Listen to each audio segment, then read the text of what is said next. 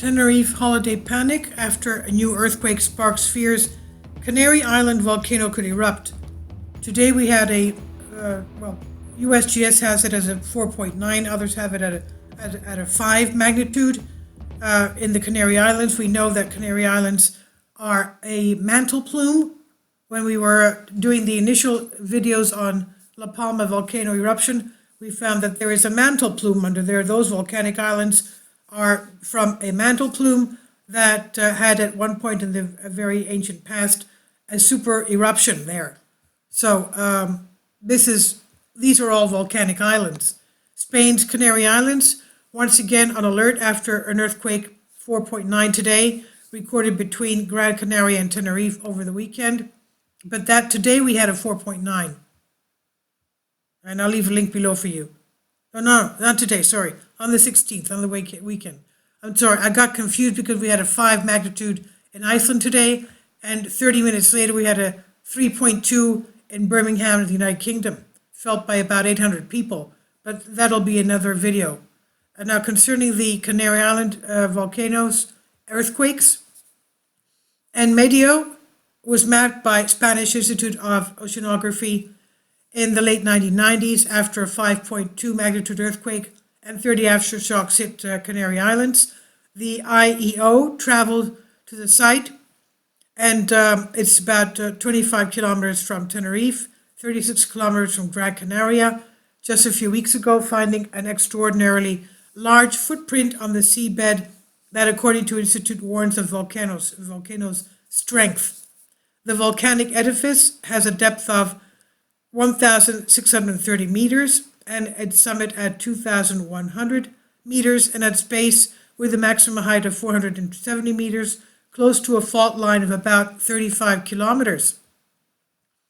An underwater giant, its base can fit 539 football pitches with a diameter of almost 3 kilometers and 2 secondary cones. While its interior is active, there's currently no apparent seismic activity. However, confirmation by National Geographic Institute, IGN, that movement was felt in several areas of the islands because it was a big earthquake of 5 magnitude. The islands, which are separated by 190 kilometers of water, has brought fear back to the two territories that only months ago witnessed the effects of the lengthy eruption of the neighboring La Palma volcano. Cumbre Vieja brought chaos to the small island in September last year, did not stop until the end of December. And the end of the eruption, La Palma, longest on record, was celebrated by locals, with Prime Minister Pedro Sanchez calling it the best Christmas present. But memories of the tremors and what they left behind remain vibrant for residents. Lava flows and molten rock that spewed from its destroyed 3,000 of Palma's buildings and ruined vital roads, irrigation systems and farmlands, including the lush banana plantations so important to the region's economy.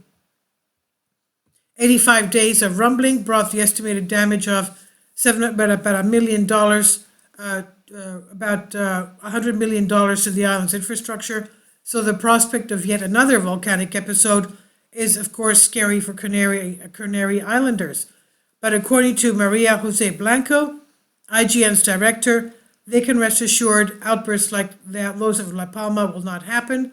She said, she told Spanish paper ABC, this is a monogenetic volcano. It will never have an eruption again, she said. As its name indicates, it is a unique genesis. This, she says, she explains, is what differentiates it from other well-known volcanoes such as Teide, which is a polygenetic volcano, meaning it produces one eruption after another, or the Etna volcano, which is now erupting, with a built-in magmatic chamber, she says.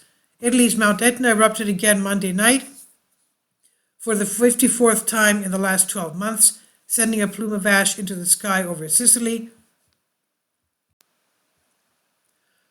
At 10,900 feet, it's the highest point.